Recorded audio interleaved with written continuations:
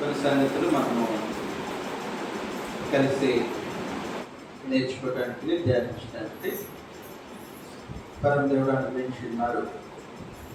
మధ్యాహ్న కాల సమయంలో కూడా పరమదేవుడు మనల్ని ప్రేమించి దయచేసిన ఈ సమయంలో మరికొన్ని సంగతులు మనము పరిశీలనగా తెలుసుకుందాం. సంఘము ఆరాధనకి కేంద్రం. సంఘంలో తండ్రి దేవుడు ఆరాధింపబడతారు అనే సంగతిని చూసాం. సంఘము మహిమకు కేంద్రం. అంటే సంఘంలో తండ్రి అయిన దేవుడు మహిమపరచబడతారు అనే సంగతిని చూసాం. ఆ కార్యక్రమాల విషయంలో దేవుని ఇంటిని గురించిన ఆసక్తి కలిగిన ప్రభు అయిన యేసు, ఆయన దేవుని ఇంటి పైన నమ్మకముగా ఉన్న దేవుని కుమారుడు, అధికారం కలిగి జరుగుతున్నటువంటి ప్రతి సంగతిని, అంటే సంఘము చేయడానికి పరమదేవుడు అనుగ్రహించినటువంటి ప్రతి కార్యక్రమాన్ని సంఘం ఏ విధంగా జరిగిస్తూ ఉన్నారో అనే సంగతిని ఆయన పరిశీలనగా చూస్తూ ఉంటారని మనం ఉదయకాలంలో నేర్చుకున్నాం. అంత మాత్రమే కాదు, సంఘము సువార్తకు సత్క్రియలకు కూడా కేంద్రం. సంఘము సువార్తకు సత్క్రియలకు కూడా కేంద్రం. సార్ మనం గ్రంథాన్ని పరిశీలిస్తే ఎఫెసీయులకు రాసినటువంటి పత్రిక 3వ అధ్యాయం 8వ వచనంలో, ఎఫెసీయులకు రాసినటువంటి పత్రిక 3వ అధ్యాయం 8వ వచనంలో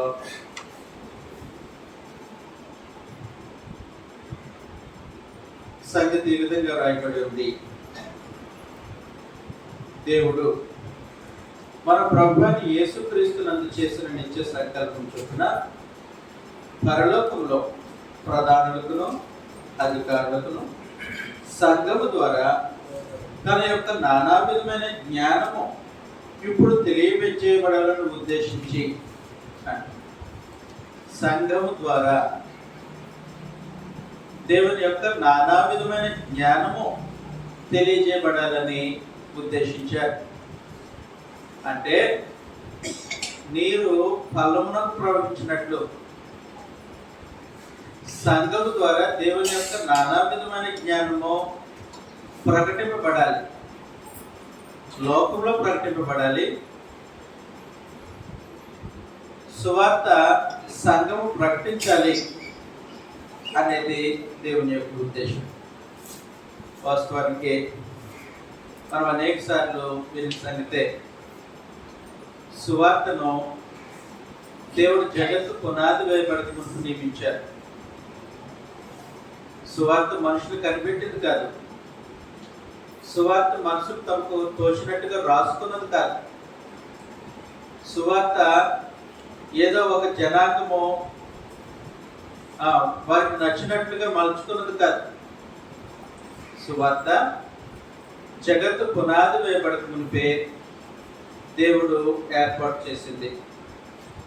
రోమీయులకు రాసినటువంటి పత్రికలో 16వ అధ్యాయం, రోమీయులకు రాసినటువంటి పత్రిక 16వ అధ్యాయం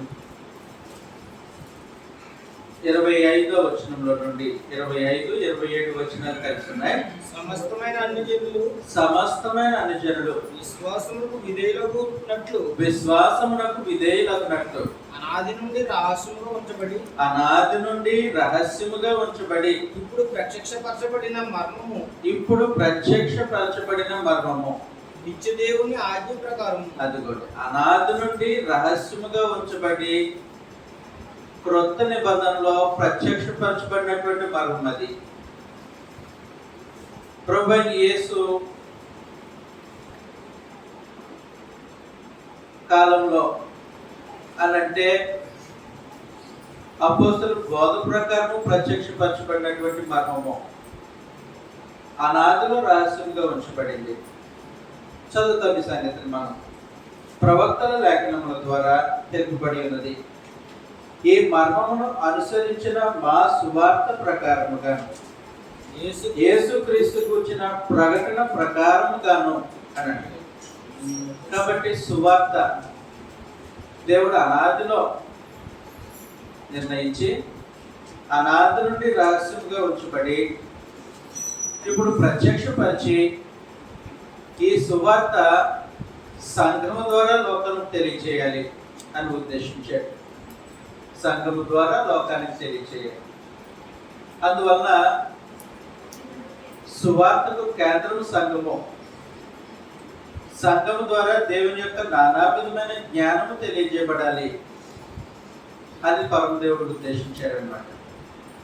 కాబట్టి క్రీస్తు ప్రభు సంఘం సువార్త ప్రకటించాలి. సంఘం సువార్తను ప్రకటించాలి.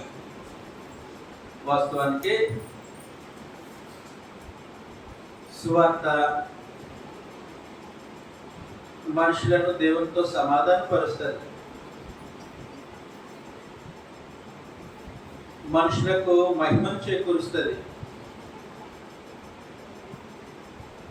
మనుషులు రక్షింపబడటానికి కారణమవుతుంది. అంటే సువార్త మేలు చేస్తుంది లోకానికి. సువార్త మేలు చేస్తుంది. మేలు చేసే ఈ సువార్తను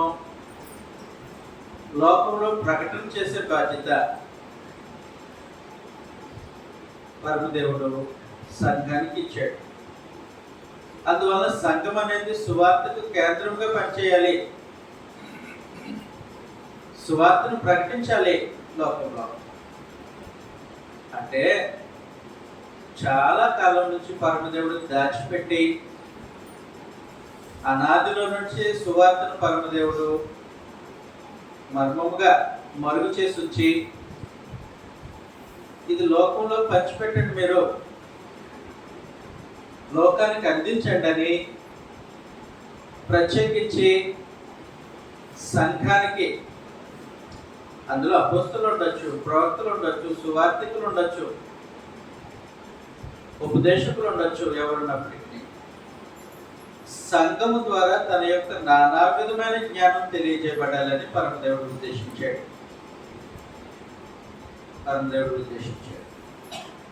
అందువలన సంఘము సువార్తను ప్రకటించే కేంద్రమై ఉన్నది.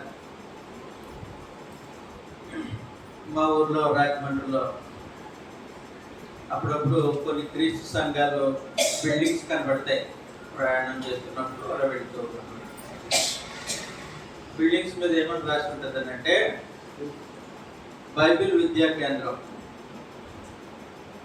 క్రీస్తు సంఘము బైబిల్ విద్యా కేంద్రము అని రాస్తుంది. అంటే బైబిల్ విద్య నేర్పించబడే కేంద్రము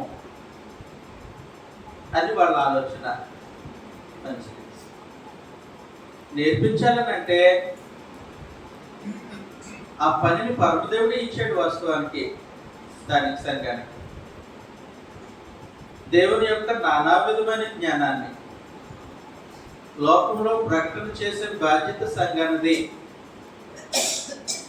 అయితే ఒక చిన్న ప్రశ్న,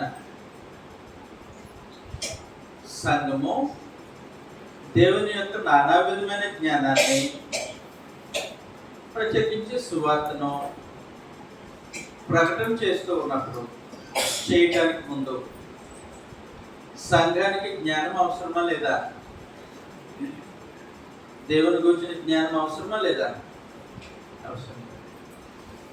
అసలు పరమదేవుడు క్రీస్తు ప్రభు సంఘాన్ని ఎంత ఉన్నతమైనటువంటి స్థాయిలో చూడని ఉద్దేశించాడనంటే పరలోకంలో ప్రధానులకు అధికారులకు కూడా దేవుని యొక్క నానా విధమైన జ్ఞానము సంఘం తెలియచేయాలని దేవుడు ఉద్దేశించారు.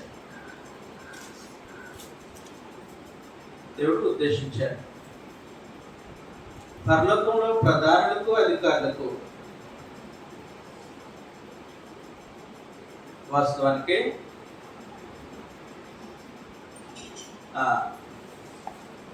ప్రభువు యేసు జన్మించేంత వరకు కూడా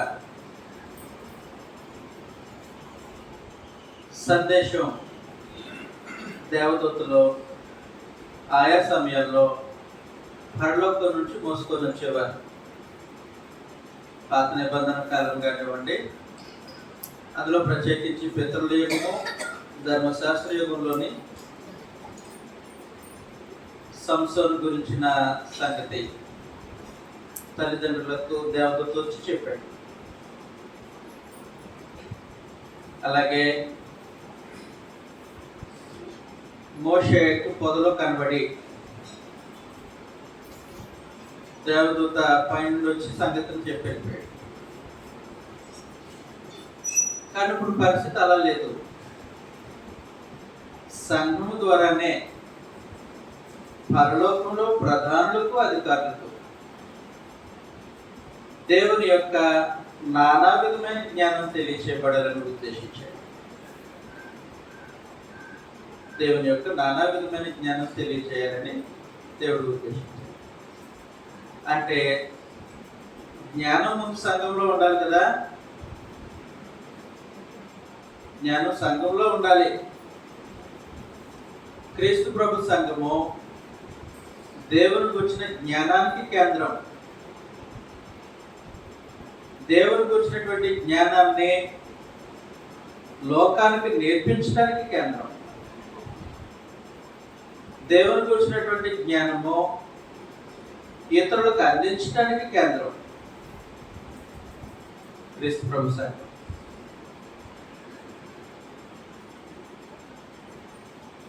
యెషయా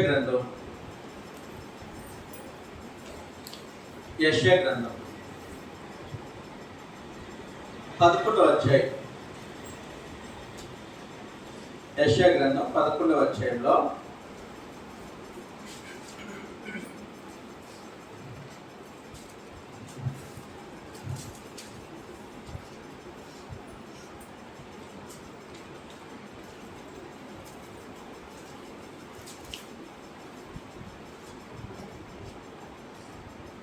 తొమ్మిదో వచనం ఈ విధంగా రాయబడింది. పరిశుద్ధ పర్వతమందంతటను నా ఏ మృగము హాని చేయదు. తొమ్మిదో వచనం. ఆ పరిశుద్ధ ఏ మృగమును హాని చేయదు, నాశనం చేయదు. ఆ, సముద్రము జలములతో నిండి ఉన్నట్టు అదిగోండి, సముద్రము జలములతో నిండి ఉన్నట్లు లోకము యెహోవాను కూర్చిన జ్ఞానముతో నిండి లోకము యెహోవాను గురించిన జ్ఞానముతో నిండి ఉంది. నిండి ఉంది. కాబట్టి సముద్రము జలములతో నిండి ఉంటుంది. మనకు తెలిసిన సంగతే. ఎండిపోయిన సముద్రాలు ఉండవు. ఎండిపోయిన సముద్రాలు ఉండవు. ఎండిపోయిన వాగులు ఉంటాయి, ఎండిపోయిన చెరువులు ఉంటాయి. కానీ సముద్రం అనేది ఎప్పుడు ఎండిపోదు. సముద్రము జలములతో నిండి ఉంటుంది. సముద్రము జలములతో నిండినట్లు లోకము, ఇక్కడ చెప్పబడినటువంటి లోకము ప్రత్యేకించి సంఘము, దేవుని జనాంగము, లోకము యెహోవాను గురించిన జ్ఞానముతో నిండి ఉండును అని అంటారు. కాబట్టి క్రీస్తు ప్రభు సంఘంలో దేవుని గురించినటువంటి జ్ఞానంతో సంఘం నింపబడి ఉండాలి.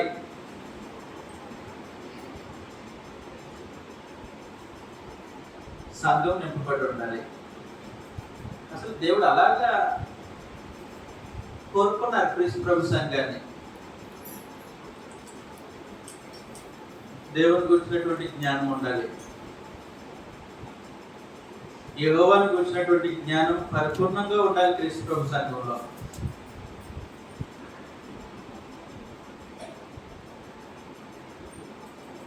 దేవుని గురించిన సంపూర్ణమైన అవగాహన క్రీస్తు ప్రభు సంఘంలో ఉంటాయి. హబక్కూకు గ్రంథంలో కూడా, హబక్కూకు గ్రంథం 2వ అధ్యాయం 14వ వచనంలో, హబక్కూకు గ్రంథం 2వ అధ్యాయం 14వ వచనంలో ఎలాగనగా సముద్రము జలములతో నిండి ఉన్నట్లు భూమి యెహోవా మహత్యమును గురించిన జ్ఞానముతో నిండి ఉండును.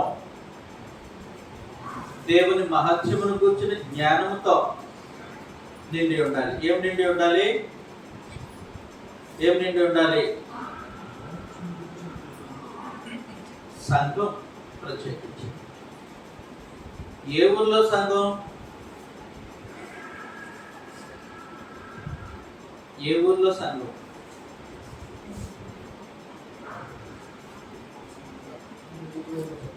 ఏ ఊర్లో ఉన్నా క్రీస్తు ప్రభు సంఘం ఏ ఊర్లో ఉన్నా, ఏ ప్రాంతంలో ఉన్నా, పట్టణంలో ఉన్నా, పల్లెటూరులో ఉన్నా, చదువుకున్న మనుషుల మధ్యలో ఉన్నా, చదువు అంతగా రానటువంటి మనుషుల మధ్యలో ఉన్నా, అది క్రీస్తు ప్రభు సంఘం అయితే దేవునికి వచ్చినటువంటి జ్ఞానం పరిపూర్ణంగా ఉండాలి. అది దేవుడు ఉద్దేశించారు. దేవునికి వచ్చినటువంటి జ్ఞానానికి లోక సంబంధమైన చదువులతో సంబంధం లేదు. లోక సంబంధమైనటువంటి పాండిత్యంతో కూడా సంబంధం ఉండదు. వయసుతో నిమిత్తం ఉండదు, ప్రాంతంతో నిమిత్తం ఉండదు.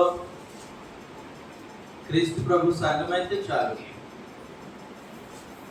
క్రీస్తు ప్రభు సంఘము దేవునికి వచ్చినటువంటి జ్ఞానంతో నింపబడాలి. అది సంఘం. అందువల్ల దేవుడు క్రీస్తు ప్రభు సంఘాన్ని ఎలా ఉద్దేశించాడు?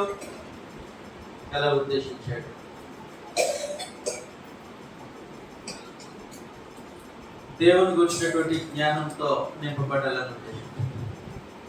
అయితే ఒక ప్రశ్న మన గ్రంథంలో సమాధానాన్ని వెతుకుతాం.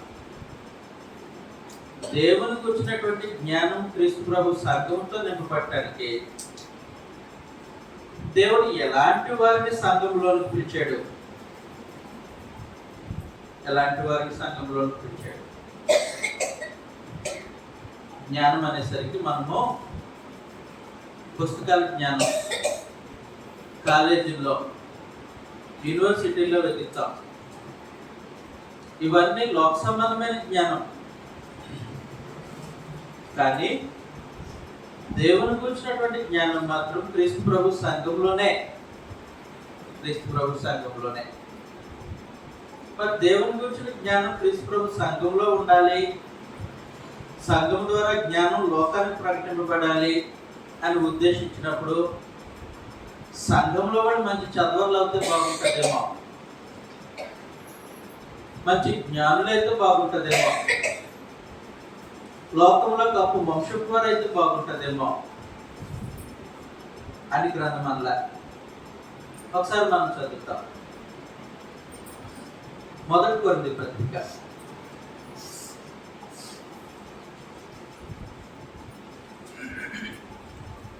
1 కొరింథీ పత్రిక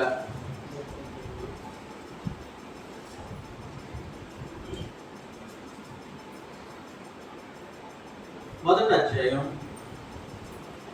26వ వచనంలో నుండి, సహోదరులారా మిమ్మల్ని పిలిచిన పిలుపును చూడండి. ఒక నిమిషం. పిలిచిన పిలుపు దేవుడు లోకంలో నుంచి పిలిచాడు సంఘంలోనికి, అంతే కదండి. మనం అందరము సువార్త ద్వారా లోకంలో నుండి సంఘంలో నుంచి పిలువబడ్డాం. అలాగే కొరింథీ పట్టణంలో ఉన్నటువంటి వారిని కూడా దేవుడు పిలిచాడు. వారితో మాట్లాడుతున్నాడు. ఇప్పుడు మిమ్మల్ని పిలిచిన పిలుపును చూడండి. మీలో లోకరీతిని జ్ఞానులైనను గొప్ప వంశము వారైనను అనేకులు పిలువబడలేదు గాని అది జ్ఞానులు పిలవలేదంట. అంటే క్రీస్తు ప్రభు సంఘం దేవుని గురించిన జ్ఞానంతో నింపబడటానికి లోక సంబంధమైన జ్ఞానం అవసరం లేదు. నేను చెప్పేసరికి మీరు గ్రహిస్తున్నారో లేదో. దేవుని గురించినటువంటి జ్ఞానము మనం కలిగి ఉండటానికి లోక సంబంధమైన జ్ఞానంతో పనిలేదు.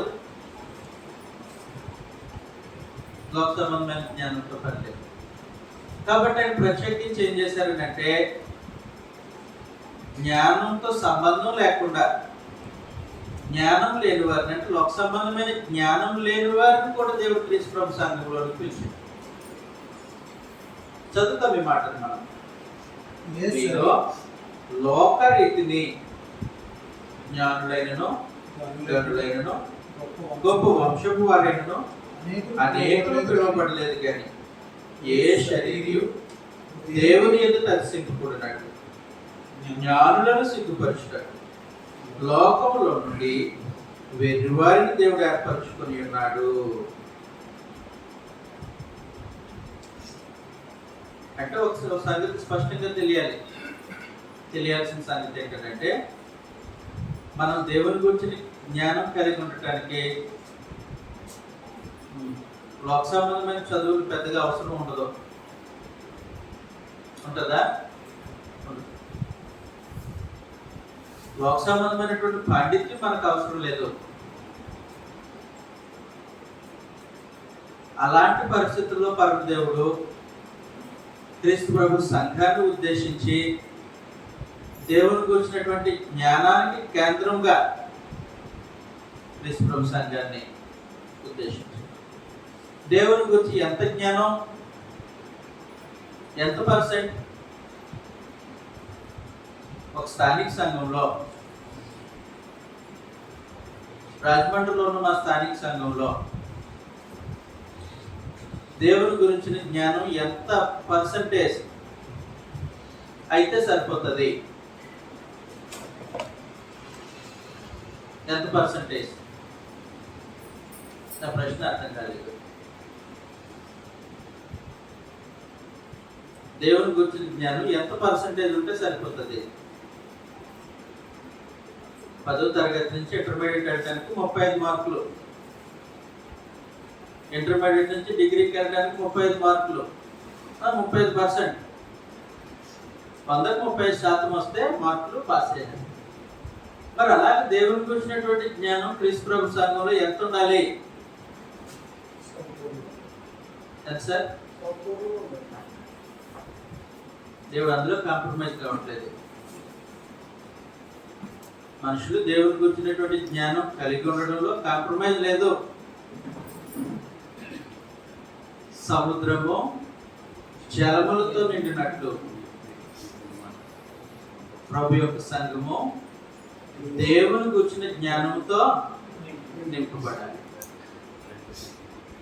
దేవుని గురించినటువంటి జ్ఞానంతో నింపబడాలి. ఆ దిశగా మనం ఆలోచన చేస్తున్నామా? దేవుని గురించినటువంటి జ్ఞానంతో మనం నింపబడుతున్నామా? ఆలోచన చేయాల్సింది. రెండవది, దేవుని గురించిన జ్ఞానంతో నింపబడకపోతే దేవుని ప్రజలు నశించిపోతారు. ఆత్మ సంబంధంగా ఇబ్బంది వస్తుంది. ఆత్మ సంబంధంగా ఇబ్బంది వస్తుంది. హోషేయ గ్రంథంలో, హోషేయ గ్రంథం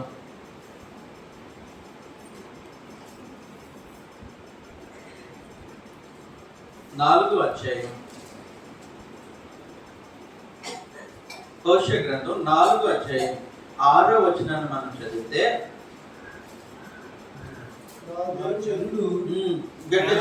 నా జనులు జ్ఞానం లేని వారే నశించుతున్నారు. జనులు ఎవరి జనులు? నా జనులు దేవుని జనులే, దేవుని నిబంధన ప్రజలే. దేవుడే వారికి దేవుడు, వారి నిబంధన దేవుడు. అలాంటి జనులే నశించిపోతున్నారు. దేవుని ప్రజలకు కూడా నాశనమా? దేవుని నిబంధన ప్రజలు కూడా నాశనం అయిపోతున్నారా? అది సార్. దేవుని గురించిన జ్ఞానం లేకపోతే దేవుని జనులైనా నశించిపోతారు. ఆనాడు ఈ ఇబ్బంది దేవుని గురించిన జ్ఞానం లేక నశించిపోయినటువంటి పరిస్థితి ఇశ్రాయేలు జనాంగానికి ఎదురైంది. ఇశ్రాయేలు జనాంగం యొక్క పరిస్థితి అది. హోషేయ ప్రత్యేకించి తెలియజేస్తున్నాడు, మీరు నశించిపోతున్నారు. మేము నశించిపోవడం ఏంటి? అవును, మీరు నశించిపోతున్నారు. దేవుని గురించిన జ్ఞానం మీకు లేదు కాబట్టి నశించారు. ఆ పరిస్థితి క్రీస్తు ప్రభు సంఘానికి రాకూడదు. దేవుడు అలాగ ఉద్దేశించలేదు ప్రభు యొక్క సంఘాన్ని. అది ఎన్నటికీ లైవ్ కాని పరిస్థితుల్లో క్రీస్తు ప్రభు సంఘం ఉండాలి. అంతే కదండి. దానియేలు గ్రంథంలో 2వ అధ్యాయం 44వ వచనంలో దేవుడు క్రీస్తు ప్రభు సంఘాన్ని శాశ్వతమైన దానిగా, ఎప్పటికీ నాశనం కాని దానిగా ఉద్దేశించాడు. ఆ రాజుల కాలంలో పరలోకమందున దేవుడు ఒక రాజ్యం స్థాపించును, దానికి అన్నటికీ నాశనం కలగదు. ఏం కలదు? నాశనం కలగదు. క్రీస్తు ప్రభు సంఘానికి ఎప్పటికీ నాశనం కలగకూడని పరిస్థితుల్లో దేవుడు క్రీస్తు ప్రభు సంఘాన్ని ఉద్దేశించాడు. ఉద్దేశిస్తే సంఘముకు నాశనం తటస్థించకుండా ఉండటానికి దేవునికి వచ్చినటువంటి జ్ఞానంతో జాగ్రత్త పడాలి. దేవునికి వచ్చినటువంటి జ్ఞానంతో జాగ్రత్త పడాల్సిన అవసరం ఉంది. మాట్లాడుతున్నాను ఏమనుకోవద్దు. పాత నిబంధన కాలంలో యెరూషలేములోను ఇశ్రాయేలు దేశం సరిహద్దు భూభాగం అంతట్లోనూ దేవుని ప్రజలుగా పిలువబడుతున్న ఇశ్రాయేలు ఉన్నారు. కొంతకాలం ఉన్నారా? బబులోను చెరకు వెళ్ళక ముందు వరకు ఉన్నారు, ఆ తర్వాత లేరు. ఆ ప్రాంతంలో లేరు, చంపబడ్డారు, నశించిపోయారు. దేవుని గురించినటువంటి జ్ఞానం లేదు. దేవుని గురించినటువంటి జ్ఞానం లేకపోతే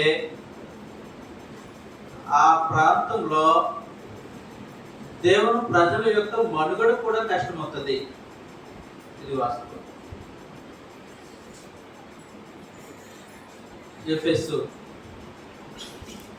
ఎఫెసు పత్రిక తెలుసు కదా. పౌలు ఊరు వెళ్ళి సువార్తను ప్రకటించాడు. ఎఫెసు ఏర్పడింది. ప్రకటనలో పరమదేవుడు ప్రత్యేకించి ప్రభు ద్వారా తన సందేశాన్ని ఎఫెసు పట్టణానికి అందించాడు. ఈరోజు ఎఫెసులో సంఘం ఉందా అంటే లేదు. పెర్గములో సంఘం ఉందా? ఆ ఊరే లేదు వాస్తవానికి. ఏమైపోయాయి?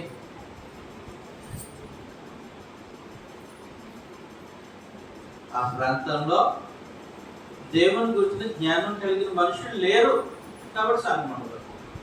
సంఘం నశించిపోయింది. ఎందుకు నశించిపోయింది? దేవుని గురించిన జ్ఞానం లేదు కాబట్టి. అలాగే చాలా ప్రాంతాల్లో మనకు ఆయన అన్నాడు, సంఘం యెరూషలేములో ప్రారంభింపబడింది మొదటిగా. ఈరోజు యెరూషలేములో క్రీస్తు ప్రభు సంఘం ఉందా? ఉందండి. అలా మన శాఖలో ఉన్నమాట వాస్తవం. క్రీస్తు ప్రభు సంఘం లేదు. ఏమైపోయింది? ఆ ఊర్లో దేవుని గురించిన జ్ఞానం కలిగిన మనుషులు లేరు అంటే అర్థం ఏంటి? క్రీస్తు ప్రభు సంఘం అక్కడ ఉండటానికి వీలు ఉండదు కాబట్టి అక్కడి నుంచి వేరే ప్రాంతానికి. కాబట్టి ప్రాంతంలో క్రీస్తు ప్రభు సంఘం ఉంటే నాశనం కాకుండా ఉండాలనంటే, లైవ్ కాకుండా ఉండాలనంటే వాడు దేవుని గురించినటువంటి జ్ఞానం కలిగి ఉండాలి.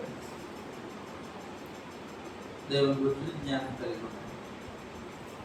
లేకపోతే అక్కడ సంఘం వాతావరణం నెలకొల్పడానికి వీలుండదు. అందుకోసం పరమ దేవుడు ప్రత్యేకించి నా ప్రజలకు జ్ఞానం అవసరం, నా ప్రజలుగా ఉండటానికి జ్ఞానం అవసరం. నా జనాంగంగా ఉండటానికి జ్ఞానం అవసరం. నేను అనుగ్రహించే స్వాస్థ్యాన్ని స్వతంత్రించుకోవడానికి జ్ఞానం అవసరం. ఎలాంటి జ్ఞానం? దేవుని గురించిన జ్ఞానం, దేవుని గురించినటువంటి జ్ఞానం. అందువలన క్రీస్తు ప్రభు సంఘము దేవుని గురించినటువంటి జ్ఞానానికి కేంద్రమై ఉండాలి. దేవుని గురించిన జ్ఞానానికి కేంద్రమై ఉండాలి. చాలా ప్రాముఖ్యమైన సంగతి. దేవుని గురించిన జ్ఞానానికి కేంద్రమై ఉండి ఇది ఎలా జరుగుతుందంటే వాస్తవానికి దేవుని గురించినటువంటి జ్ఞానము సంపాదించుకోవడం అనేది ఉదయం తమ్ముడు ప్రార్థన చేస్తూ ముగింపులో ఒక అద్భుతమైనటువంటి మాట ప్రస్తావించారు. మిమ్మల్ని గూర్చిన అనుభవ జ్ఞానం అని. దేవుని గూర్చిన జ్ఞానం అంటే ఆయనను గూర్చినటువంటి అనుభవ జ్ఞానం. 2వ పేతురు పత్రిక 1వ అధ్యాయం. 2వ పేతురు పత్రిక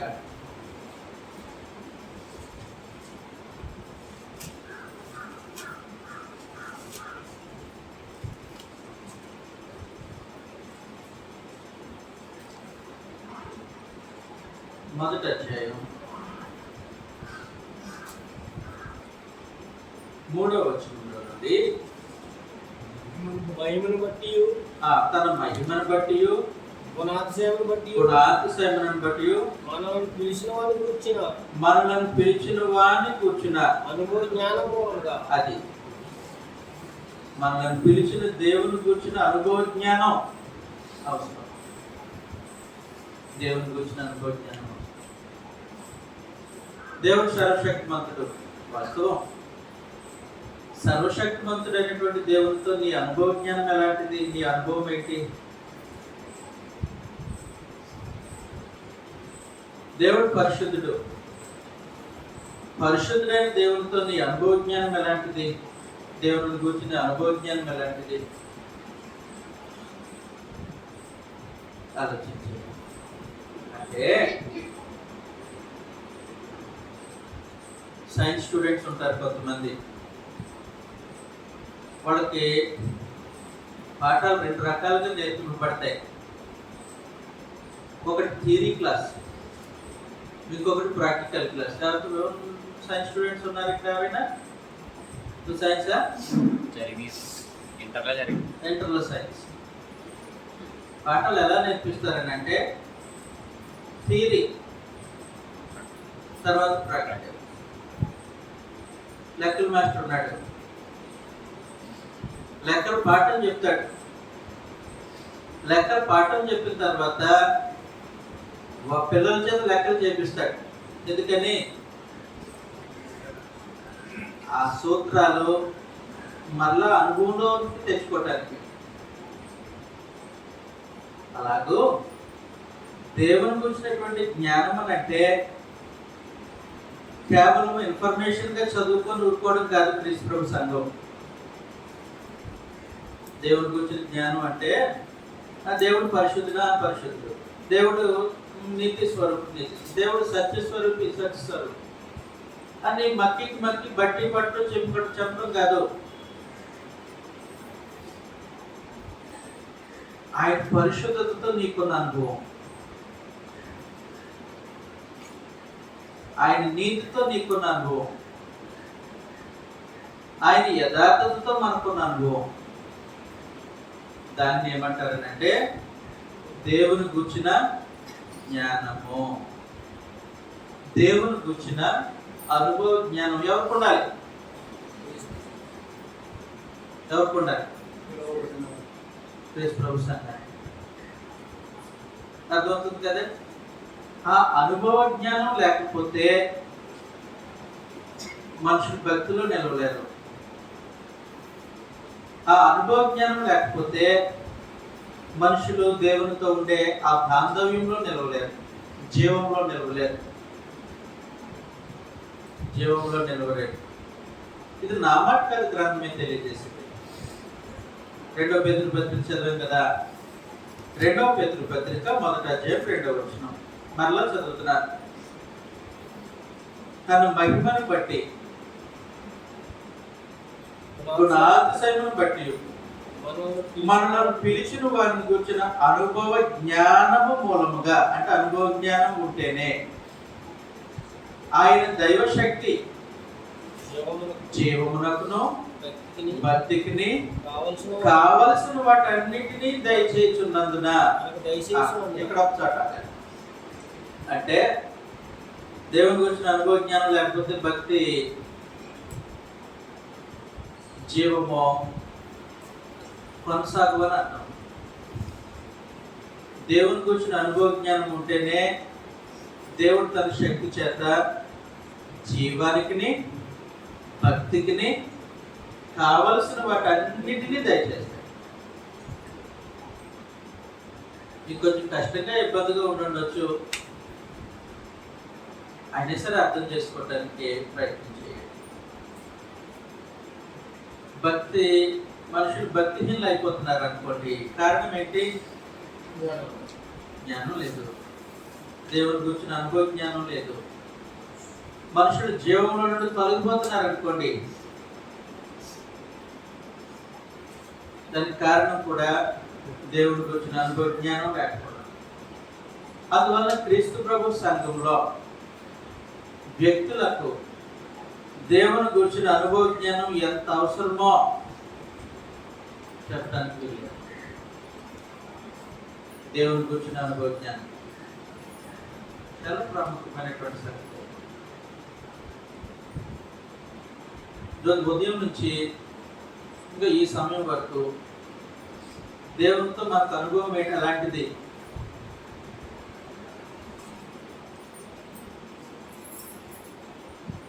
దేవునితో అనుభవం ఎలాంటిది? దాన్ని అనుభవ జ్ఞానం అంటారు. ఆయన పరిశుద్ధత ముందు మనకు కనిపించినటువంటి పరిశుద్ధత ఎలాంటిది? ఆయన నిత్య శక్తి ముందు మనకు కనపరిచినటువంటి దీనత్వం ఎలాంటిది? ఆయన నీతి ముందు మనకు కనపరిచినటువంటి యథార్థత ఎలాంటిది? దాన్ని అనుభవ జ్ఞానం. కాబట్టి క్రీస్తు ప్రభు సంఘానికి ఇలాంటి అనుభవ జ్ఞానం అవసరం, అనుభవ జ్ఞానం అవసరం. అందువల్ల ఒక ఊర్లో ఒక స్థానిక సంఘం ఉందనుకోండి, ఆ స్థానిక సంఘం ఆ ఊర్లో దేవుని గురించిన జ్ఞానానికి కేంద్రం. ఆ ఊర్లో స్థానిక సంఘం దేనికి కేంద్రం? దేవుని గురించిన జ్ఞానానికి కేంద్రం. అంటే దేవుని జ్ఞానం కలిగినటువంటి మనుషులు, దేవునితో అనుభవ జ్ఞానం కలిగినటువంటి గుంపు, వారికి జీవము, భక్తి దేవుడు తన శక్తి చేత నిరంతరము సప్లై చేస్తున్నాడు. అది దాని రుజువు. కాబట్టి ఒక ఊర్లో స్థానిక సంఘం ఉందనంటే సముద్రం జలములతో నిండినట్లు ఆ స్థానిక సంఘం దేవుని గురించినటువంటి అనుభవ జ్ఞానంతో నింపబడాలి. అది దేవుని. ఆ తర్వాత ఏం జరుగుతుందంటే జాగ్రత్తగా చూడండి. ధవళేశ్వరంలో రిజర్వాయర్ ఉంది, కాటన్ బ్యారేజ్ అంటారు. ధవళేశ్వరం అవతలంతా నీరు సమృద్ధిగా స్టోర్ చేసి ఉంటుంది. ఎప్పుడైనా నీళ్ళు అవసరమైనప్పుడు లేదంటే వరద సమయంలో గేట్లు ఎత్తేస్తారు. అప్పుడు ఏం జరుగుతుంది? అవసరమైన ప్రతి చోటకి నీరు వెళ్ళిపోతూ ఉంటుంది. ఎందుకు వెళ్తుంది? బ్యారేజ్ నింపబడింది కాబట్టి వెళ్తుంది. నింపబడకపోతే వెళ్తుందా? మరి నింపబడకపోతే సంఘం నుంచి సువార్త వెళ్తుందా? బయటికి వెళ్తుందండి? కాబట్టి దేవునికి వచ్చినటువంటి అనుభవ జ్ఞానం సంఘంలో నింపబడిన తర్వాత ప్రతి ఒక్కరూ దేవునికి వచ్చినటువంటి అనుభవ జ్ఞానంతో నింపబడిన తర్వాత సంఘం ఏం చేయాలనంటే సువార్త లోకానికి ప్రకటన చేయాలి. సువార్త లోకానికి ప్రకటన చేయాలి అంటే సంఘము లోకంలో సువార్త ప్రకటింపబడటానికి కేంద్రమై ఉండాలి. కేంద్రమై ఉండాలి. ఒక ఊర్లో ఒక స్థానిక సంఘం ఉందనుకోండి, ఆ స్థానిక సంఘం ఏం చేయాలి? ఏం చేయాలి? సువార్తను ప్రకటించాలి. ఆ గ్రామానికి సువార్త ప్రకటించాలి. ఆ ప్రాంతంలో సువార్తను ప్రకటించాలి. సువార్తను ప్రకటించడానికి ప్రత్యేకించి మన ఊరికి దేవదూతలను దించుతాడా పరదేవుడు? తెచ్చుతాడు. మరి ఎవరికి అప్పగించాడు బాధ్యత? ఎవరికి అప్పగించాడు? సంఘానికి అప్పగించాడు. చదువుతాం ఈ మాటను మనం యెషయా గ్రంథం 2వ అధ్యాయం 3వ వచనంలో నుండి. యెషయా గ్రంథం 2వ అధ్యాయం 3వ వచనంలో నుండి. ఆ కాలమున సియోనులో నుండి ధర్మశాస్త్రము. ఏ కాలమున? 2వ అధ్యాయం మొదటి నుంచి చదివేసేద్దాం ఇబ్బంది లేకుండా. యోగాను గుర్చి, యెరూషలేము గుర్చి, ఆమోస్ కుమారుడైన యెషయాకు దర్శనం కలిగిన దేవోక్తి. అంత్యదినములలో పర్వతముల పైన యెహోవా మందిర పర్వతము, పర్వతముల పైన యెహోవా మందిర పర్వతము శిఖరమున స్థిరపడి, అది సంఘము స్థిరపరచబడిన తర్వాత కొండల కంటే ఎత్తుగా ఎత్తబడింది. క్రీస్తు ప్రభు సంఘం స్థిరపరచబడిన తర్వాత ఇప్పుడు చాలా సంగతి మాట్లాడతాడు. ప్రవాహం వచ్చినట్లు సమస్త అన్యజనులు దానిలోకి వచ్చేది. ఆ కాలమున సియోనులో నుండి ధర్మశాస్త్రము. సియోను అంటే క్రీస్తు ప్రభు సంఘం.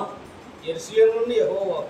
యెరూషలేము అన్న క్రీస్తు ప్రభు సంఘమే. బయలువెళ్ళి కాబట్టి దేవుని గురించిన జ్ఞానంతో కలిగిన వాక్కు, సువార్త, దేవుని గురించినటువంటి సందేశం లోకానికి ఎక్కడి నుంచి వెళ్ళాలి?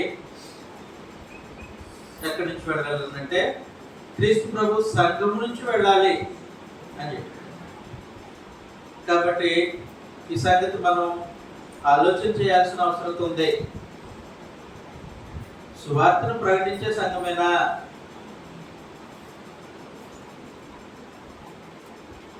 దేవుడంటే తెలియలేనటువంటి వారికి దేవుని గురించినటువంటి జ్ఞానాన్ని తెలియచేసే సంఘమేనా? దేవుని గురించి జ్ఞానాన్ని తెలియజేసే సంఘమేనా? ప్రత్యేకించి సంఘానికి ఎలాంటి పని నియమించిన తర్వాత ఆ పని సంఘం చేస్తున్నారో లేదో పర్యవేక్షిస్తాడు ప్రభు. ఆయన ఊరట వచ్చేటప్పుడు లేదంటే ఆయన పట్టి పట్టినట్టుగా తన పని అయితే తను చూసుకొని వెళ్ళిపోయేవాడు కాదు ప్రభు. ఆయన ఏ జనాంగంతో కలిసి ఆరాధన చేయాలనుకుంటున్నారో, ఏ జనాంగంతో కలిసి ఉండాలనుకుంటున్నారో ఆ జనాంగం మధ్యకు ఆయన అధికారంతో వస్తాడు,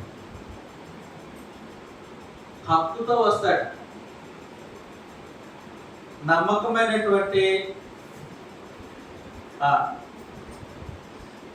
దేవుని కుమారుడిగా వస్తాడు. దేవుని ఇంటి అంతటి పైన నమ్మకమైనటువంటి దేవుని కుమారుడిగా వస్తాడు. వచ్చి దేవుని ఇంట్లో పనులు ఎలా జరుగుతున్నాయి, దేవుని ఇంటిగా పిలువబడుతున్నటువంటి మనుషులు ఏం చేస్తున్నారో, వారికి అప్పగింపబడినటువంటి పని విషయంలో ఎంత బాధ్యతగా ఉన్నారో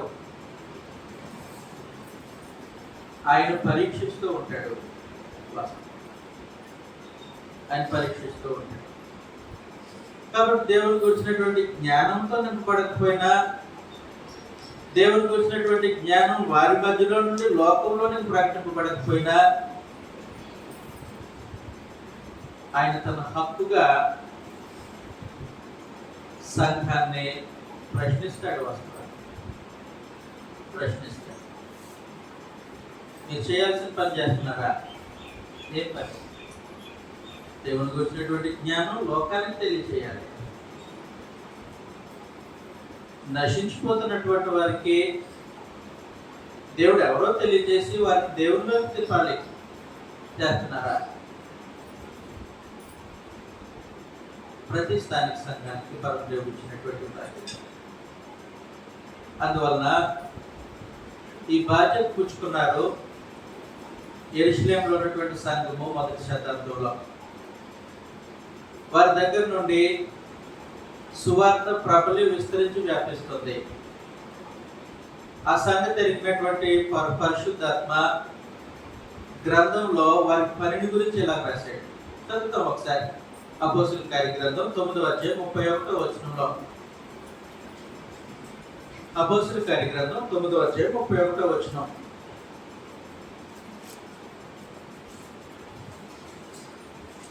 కావున యోదయ గలిలయ సమరయ దేశముల యందంతటా సంఘము క్షేమాభివృద్ధి నొందుచు సమాధానం కలిగి ఉండేది. సంఘం ఎక్కడ స్థాపించబడింది? యోదయలో స్థాపించబడింది. ప్రత్యేకించి యెరూషలేములో స్థాపించబడింది. యెరూషలేములో ఉన్నటువంటి సంఘము దేవుని గురించి జ్ఞానాన్ని కలిగి ఉన్నారు. ఆ దేవుని గురించినటువంటి జ్ఞానం కొన్ని ప్రాంతాలకు ప్రవహించింది. ధవళేశ్వరం నుంచి కాలంలో నీళ్లు మీ ఊరు వస్తాయా? వస్తాయి. మీ ఊరు నుంచి కిందకి వెళ్తాయా? వెళ్తాయి. అలాగూ యెరూషలేములో దేవుని గురించినటువంటి జ్ఞానం కలిగిన స్థానిక సంఘం దేవుని గురించినటువంటి జ్ఞానాన్ని సమరయ, యోదయ, గలిలయ, సమరయ దేశంలో ఇదంతటా ప్రవహింప చేసేది. కాబట్టి అక్కడ సంఘాలు ఏర్పడ్డాయి. సంఘములు క్షేమాభివృద్ధి చెందుతున్నాయి. సంఘములు క్షేమాభివృద్ధి చెందుతున్నాయి.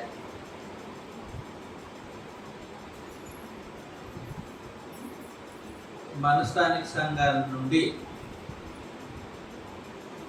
ఏ ఏ ప్రాంతాలకు సువార్త వెళ్ళింది? ఏ ఏ ఊరిలో క్రీస్తు సంఘాలు ఏర్పడ్డాయి? మన పనిని బట్టి ఆలోచించలేదండి.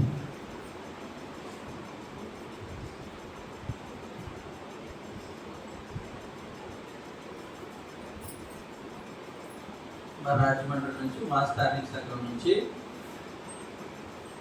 ఏ ప్రాంతాలకు దేవుని గురించినటువంటి జ్ఞానం వెళ్తుంది?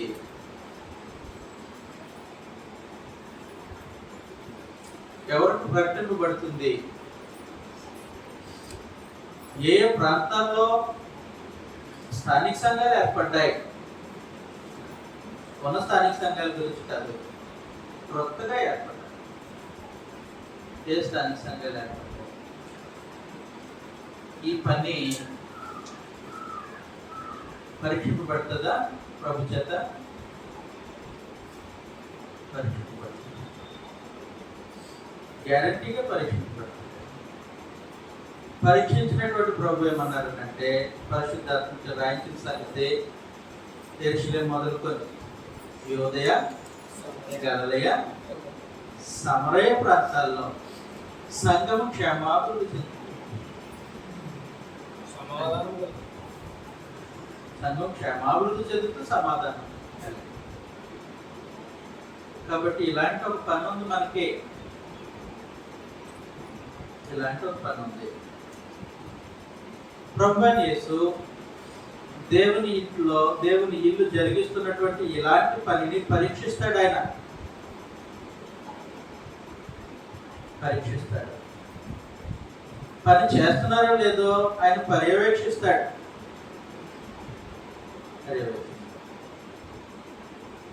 యెరూషలేము అయిపోయింది. యెరూషలేము నుంచి ఆయా ప్రాంతాలకి సువార్త వెళ్ళిపోయింది. అలాగే నెమ్మదిగా సువార్త తెస్సలోనికైకి వచ్చింది. తెస్సలోనిక అనేది ఒక ప్రాంతం. ఆ ప్రాంతంలో సువార్తను పౌలు ప్రకటించాడు. ఒక సంఘం ఏర్పడింది. దేవుని గురించినటువంటి అనుభవ జ్ఞానం సంపాదించుకున్న మనుషులు వాళ్ళు ఊరుకునే లేరు. వాళ్ళు ఏం చేశారనంటే, వాళ్ళ ఊరు నుండి ఎక్కడి నుంచి వచ్చింది? యెరూషలేము నుండి అంత్యోకయ నుంచి వెల్లూరు వచ్చింది. ఎన్ని ఊర్లు మారింది? చాలా ఊర్లు మారుకుంటూ అంటే ప్రవహించుకుంటూ యెరూషలేము నుంచి అంత్యోకయకి వచ్చింది. అంత్యోకయ నుండి దేవుని గురించినటువంటి జ్ఞానము సంఘముల ద్వారా ప్రవహిస్తూ దశలోనికి పట్టణానికి వచ్చింది. దశలోనికి పట్టణానికి వచ్చిన తర్వాత ఈ దశలోనికలో ఉన్నటువంటి మనుషులు పెద్దగా ఆస్తిపరులు కాదు. వాస్తవానికి వాళ్ళ ఫైనాన్షియల్ కండిషన్స్ గురించి అపోస్తలుడైన పౌలు మాట్లాడారు. 2వ కొరింథీ పత్రిక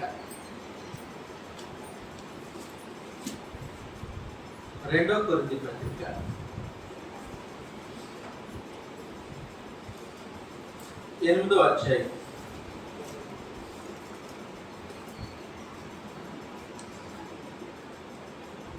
మొదటి వచనంలో నుండి, సహోదరులారా, మాసిదోనియా సంఘములకు అనుగ్రహింపబడి ఉన్న దేవుని కృపను గురించి మీకు తెలియజేస్తున్నాను.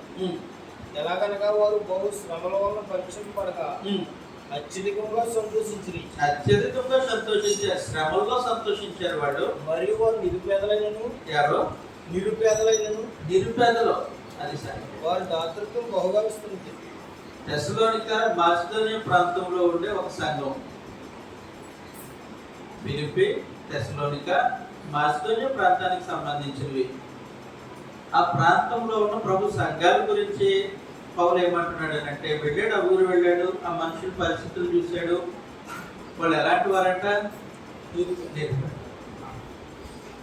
నిరుపేదలో అనేకమైన శ్రమలు ఎదుర్కొన్నారు ప్రభుని గురించి. ఆ సంఘం ఇప్పుడు ఏం చేసిందో చూద్దాం. మొదటి తెస్సలోనిక పత్రిక మొదటి అధ్యాయం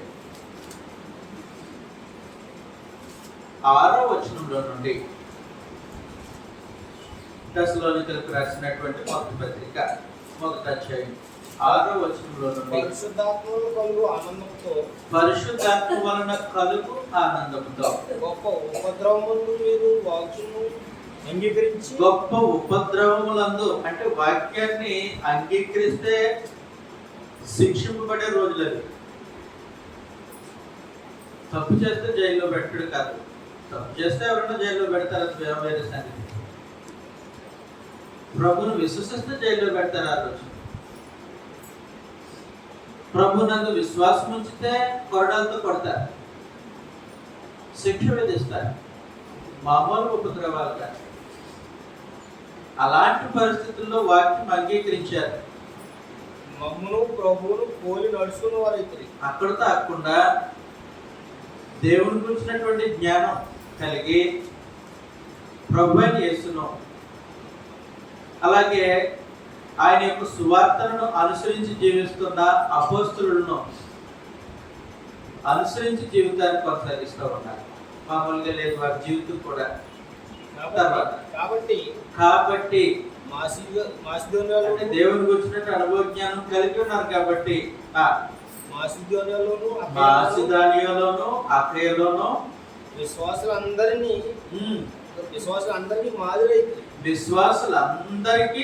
మాదిరి. ఎందుకనగా మీ యొద్ద నుండి ప్రభు వాక్యము మాసిదోనియాలోను అఖాయలోను మ్రోగెను. కాబట్టి ఇక్కడ నుంచి సువార్త మాసిదోనియా అనే ఒక పెద్ద ప్రాంతానికి, అలాగే అఖాయ అనే ఒక పెద్ద ప్రాంతానికి కూడా వెళ్ళిపోయింది. అంటే కొరింథీ పట్టణం గురించి మీరు విన్నారు కదా, కొరింథీ పత్రిక చదువుతారు కదా. ఆ ఊరికి సువార్త మాసిదోనియా నుంచి వెళ్ళింది. పౌలు మాసిదోనియా వచ్చి అంటే తెస్సలోనిక వచ్చి, తెస్సలోనిక నుంచి బెరయ నుంచి కొరింథీ పట్టణానికి వెళ్ళాడు. అంటే ఎక్కడి నుంచి ఎటు వెళ్ళింది సువార్త? ఎటు వెళ్ళింది? తెస్సలోనిక నుండి మాసిదోనియా ప్రాంతం అంతా, ఆ తర్వాత అకయ ప్రాంతం అంతా సువార్త వెళ్ళింది. సువార్తను ప్రకటించడానికి అంత ఖర్చు పెట్టే డబ్బులు ఉన్నాయి వీళ్ళ దగ్గర? ఉన్నాయండి? లేదు. మరి ఏంటి వీళ్ళ ధైర్యం సువార్తను ప్రకటించడానికి? ఒకే సంగతి, వాళ్ళు దేవుని గురించిన అనుభవ జ్ఞానం కలిగి ప్రభువైన యేసును అపోస్తలులను వెంబడిస్తున్నారు జ్ఞానం. కాబట్టి వాళ్ళ భౌతికమైనటువంటి స్థితిగతులతో సంబంధం లేదు. వాళ్ళ ఊరు నుంచి సువార్త ప్రవహిస్తుంది చుట్టుపక్కల ప్రాంతం. అలా ఉండాలి స్థానిక సంఘం.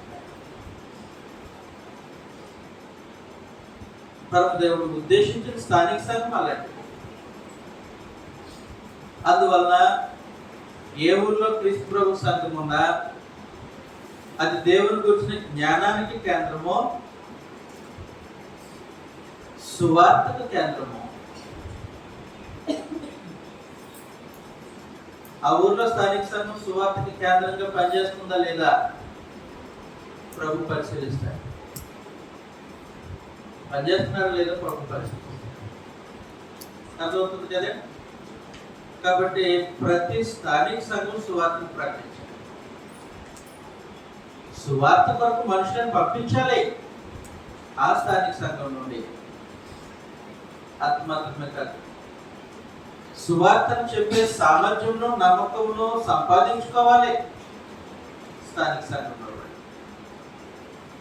అది రియల్ ఫంక్షనింగ్. అది ఒక స్థానిక సంఘం పనిచేసే తీరు. అపోస్తుల కార్యగ్రంథం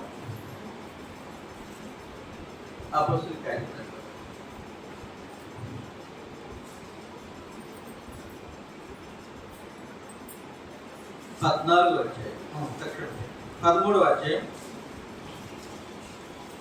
మొదటి నుండి. అంత్యోకులోనున్న సంఘములో నిగేరనబడిన కురేనీయుడైన లూకియా, చతుర్థాధిపతి అయిన హేరోదుతో కూడా పెంచబడిన మనయేసు పౌలను ప్రవర్తనను బోధకులుగా ఉండేది. వారు ప్రభువును సేవించుతూ ఉపవాసం ఉంటుండగా పరిశుద్ధ నేను బర్నబాను పౌలును పిలిచి నా పని కొరకు వారిని నాకు ప్రత్యేక పరచుడని వారితో చెప్పాను. అంతటి వారు ఉపవాసం ఉండి ప్రార్థన చేసి వారి మీద చేతులు ఎవరు పంపించారు?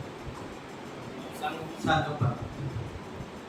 దేవుని గురించినటువంటి జ్ఞానాన్ని ప్రకటన చేయండి అని కొంతమంది వ్యక్తులను పరిశుద్ధాత్మ సహాయంతో ఎంచుకొని పంపించారు.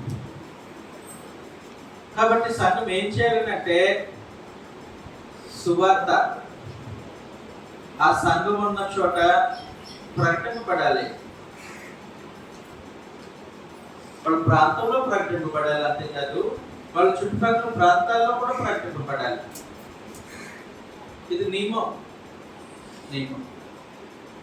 సంఘానికి పరమదేవుడు ఇచ్చినటువంటి పని అది.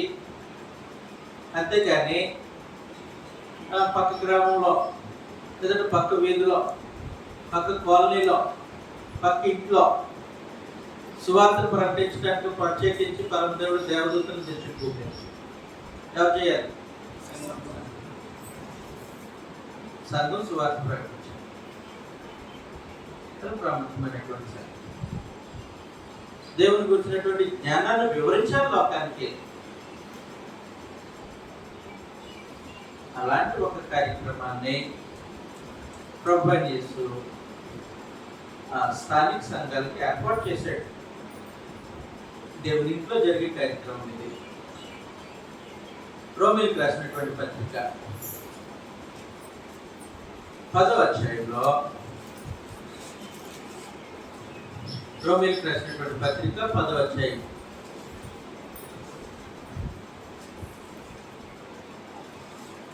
14వ వచనం.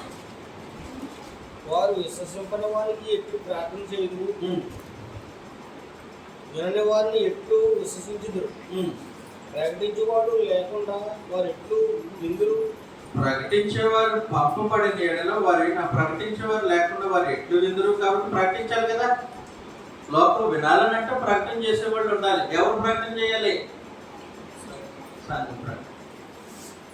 కాబట్టి ఒక ప్రాంతంలో క్రీస్తు ప్రభు సంఘం ఉందనంటే సంఘము సముద్రము జలములతో నిండినట్లు దేవుని గురించినటువంటి జ్ఞానంతో పరిపూర్ణంగా నింపబడి ఉన్నాయి. నింపబడిన తర్వాత ఆ సంఘంలో నుండి దేవుని గురించిన జ్ఞానం ప్రవహించాలి. ప్రతి స్థలానికి, అవసరమైన ప్రతి స్థలానికి ప్రవహించాలి. ఎంతవరకు ప్రవహించాలి? వాస్తవానికి పరలోకంలో ప్రధానులకు, అధికారులకు కూడా సంఘం ద్వారా నానా విధమైన జ్ఞానం తెలియదు. ఆ స్థాయిలో పరమదేవుడు ఉద్దేశించాడు. మన పక్కింటి వాళ్ళతో కూడా నోరు తెరిచి దేవుని గురించి మాట్లాడాం.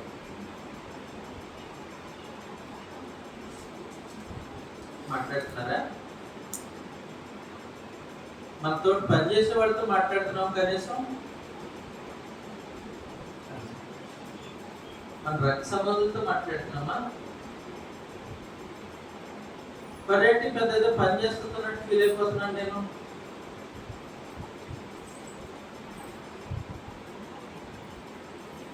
ఆలోచన చేయాల్సిన సంగతి. మనకు ఒక పని ఉంది. ప్రతి స్థానిక సంఘానికి పని ఉంది. ప్రతి స్థానిక సంఘానికి ఆ ఊర్లో పని ఉంది. ఆ చుట్టుపక్కల ప్రాంతాల్లో పని ఉంది. ప్రతి క్రైస్తవుడికి తన ఇంట్లో కూడా పని ఉంది. తన దేవుని గురించిన జ్ఞానం, అనుభవ జ్ఞానం కలిగి ఇతరులకు దేవుని గురించినటువంటి జ్ఞానాన్ని తెలియచేయడం, పంచడం ప్రతి ఒక్కరికి ఉంటుంది. అందువల్ల సంఘము ఈ పని చేయాలి. సంఘం ఈ పని చేయాలి. పని చేసే సంఘం అయి ఉంటుంది. అంతేకాదు, ఎలాగైతే సంఘము దేవుని గురించినటువంటి జ్ఞానానికి, సువార్తకి కేంద్రంగా పరమదేవుడు ఉద్దేశించాడు, అలాగే సత్క్రియలు చేయటానికి కూడా సంఘమే కేంద్రం. సత్క్రియలు చేయటానికి సంఘం కేంద్రం. సత్క్రియలు జరగాలి, సత్క్రియలు చేయాలి. ఎవరు చేయాలి? ఎవరిన పనులు పెట్టుకుందాం, ఎవరికి అప్పగిద్దాం ఈ బాధ్యత అంటే పరమదేవుడు అన్నాడు, ఎవరు పడితే వాళ్ళు కాదు, నిష్ప్రభు సంఘం ఈ పని చేయాలి. ఎఫెసీయులకు రాసిన పత్రిక 2వ అధ్యాయం 10వ వచనంలో, ఎఫెసీయులకు రాసినటువంటి పత్రిక 2వ అధ్యాయం 10వ వచనం, మరియు వాటి యందు మనము నడుచుకోవాలని దేవుడు ముందుగా సిద్ధపరిచిన సత్క్రియలను చేయుటకై మనము క్రీస్తు యేసునందు మనము అన్నాడంటే క్రీస్తు ప్రభు సంఘం అన్నమాట. మనము క్రీస్తు యేసునందు సృష్టింపబడిన వారిపై ఆయన చేసిన పని అయి ఉన్నాం. ఆయన చేసిన పని అయి ఉన్నాం. ఎందుకు నేను మనల్ని సృష్టించాడు? నూతన సృష్టిగా పనిచేయటానికి. ప్రత్యేకించి సందర్భంలో దేవుడు ముందుగా ఏర్పాటు చేసిన సత్క్రియలు చేయటానికి. ఈ పనులు చేయడానికి లోకం పనికిరారా? లోకంలో వారు గనులైనప్పటికీ సత్క్రియలు చేయడానికి వారిని దేవుడు ఏర్పాటు చేసుకోలేదా? మరి ఎవరిని ఏర్పాటు చేసుకున్నాడు? సత్క్రియలు చేయటానికి మనల్ని ఏర్పాటు చేసుకున్నాడు. సంగతి చెప్పమంటారా? అసలు దేవుడు ఏర్పాటు చేసినట్టు సిద్ధపరిచినటువంటి సత్క్రియలు మనము శ్రద్ధగా చేయడానికి యేసు ప్రభు చనిపోయాడు. యేసు ప్రభు మరణానికి మనం చేసే సత్క్రియలకి సంబంధం ఉంది. ప్రతి ప్రభుదినాన్ని ప్రభు బలలో పాల్గొంటున్నాం. ఆయన వచ్చే వరకు ఆయన మరణాన్ని ప్రచురం చేయడానికి పాల్పొందుతున్నాం. ఆయన మరణించాడని మనం నమ్మాం, సమాధి చేయబడ్డారు, మన పునరుత్థానాలు వేశారని నమ్ముతున్నాం. వాస్తవం. ఆయన ఎందుకు మరణించారు ఆలోచించారు కదా. ఆయన మరణించడానికి ఉన్న కారణాల్లో ఒక కారణం ఏంటంటే మనలో శ్రద్ధ పెంచడానికి, ఆసక్తిని పెంచడానికి. ఏ విషయంలో? సత్క్రియలందు ఆసక్తి కలిగిన ప్రజలుగా మనలను చేయడానికి యేసు ప్రభు చనిపోయాడు. తీతు పత్రిక 2వ అధ్యాయం. తీతు పత్రిక 2వ అధ్యాయం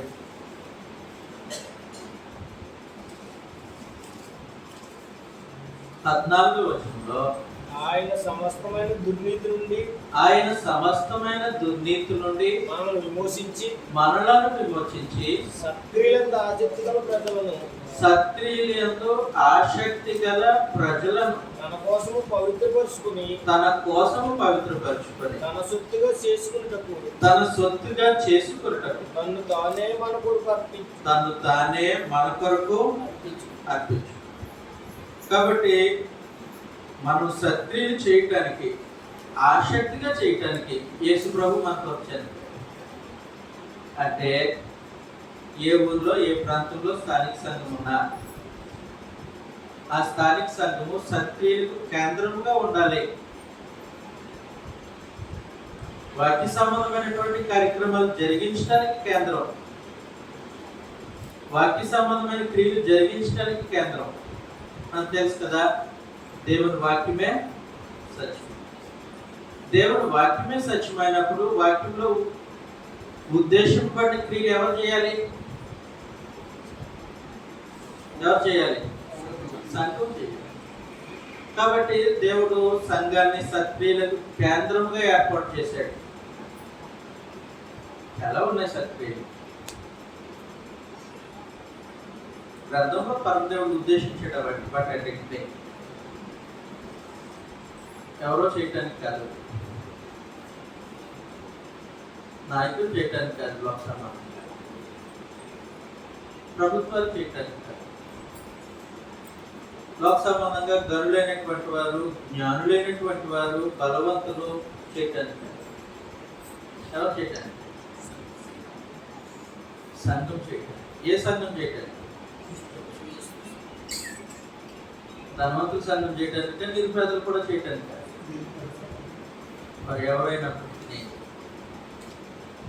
మరి ఎవరైనప్పుడు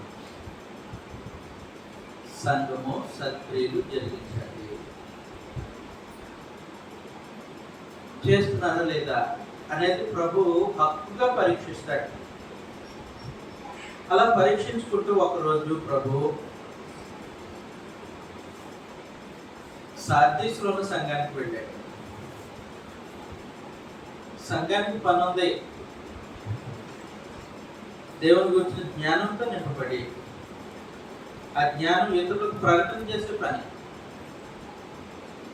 దేవుడు ముందుగా నిర్ణయించినటువంటి సత్క్రియలు సంఘంలో చేసే పని. ప్రత్యేకించి సంఘం చేసే సత్క్రియను బట్టి దేవుడు మహిమపరచబడతారు. ఉదయం మనం చదివాం కదా, అప్పుడు మత్తయి సువార్త 5వ అధ్యాయం 16వ వచనంలో ప్రత్యేకించి ఏముంటదంటే, మనుషులు మీ సత్క్రియలను చూచి పరలోకమందున దేవుని మహిమపరచినట్టు వారి ఎదుట మీ వెలుగును ప్రకాశింపనీయండి. అంటే సత్క్రియలను వెలుగు ప్రకాశింపబడాలి. అంత మిషన్ వర్క్, అంత గొప్ప పని. ఏ ఊర్లో, ఏ ప్రాంతంలో ఎలాంటి జనాంగం మధ్యలో క్రీస్తు సంఘం ఉన్నా వాళ్ళకి అప్పగిస్తే, సార్దీస్లో కూడా సంఘం ఉన్నారు. ఆసియా ప్రాంతంలో సార్దీస్ అనే ఒక పట్టణం ఉంది, అక్కడ సంఘం ఉన్నారు. సార్దీస్ అనే సంఘము పనిచేయాలి, వాస్తవాన్ని పనిచేయాలి, సత్క్రియలు చేయట్లా. దేవుని గురించినటువంటి జ్ఞానాన్ని లోకంలో ప్రకటన చేసే పని కూడా చేయండి. ప్రభువైన యేసు హక్కు కలిగి అధికారంతో దేవుని ఇంటి మీద నమ్మకమైనటువంటి దేవుని కుమారుడిగా అవరోచాడు. ఆ స్థానిక సంఘాన్ని దర్శించాడు. దర్శిస్తే పైన పట్టారు లోపల పట్టారు అన్నట్టు లోపలంతా డొల్లే ఉంది సంఘంలో. లోపలంతా డొల్లే ఏమి లేదు. పైకి సార్దీస్లో ఉన్న సంఘం, సార్దీస్లో ఉన్న దేవుని పేరు బాబు. ప్రత్యేకించి ఆ ఊర్లో వాళ్ళు పనిచేయడానికి అవసరమైనటువంటి సమస్తమైన సదుపాయాలు ఉంటాయి. ఆ ఊర్లో నది ప్రాంతంలో బంగారం దొరుకుతుంది. ఆ ఊరు పక్క నుంచి ఒక నది వెళుతూ ఉంటుంది. బంగారు రేణువులు కొట్టుకొస్తాయి. వాటిని సేకరించి టన్నులు టన్నులు ఖజానాలో వేసుకుంటారు ఆ ఊరు మనుషులు.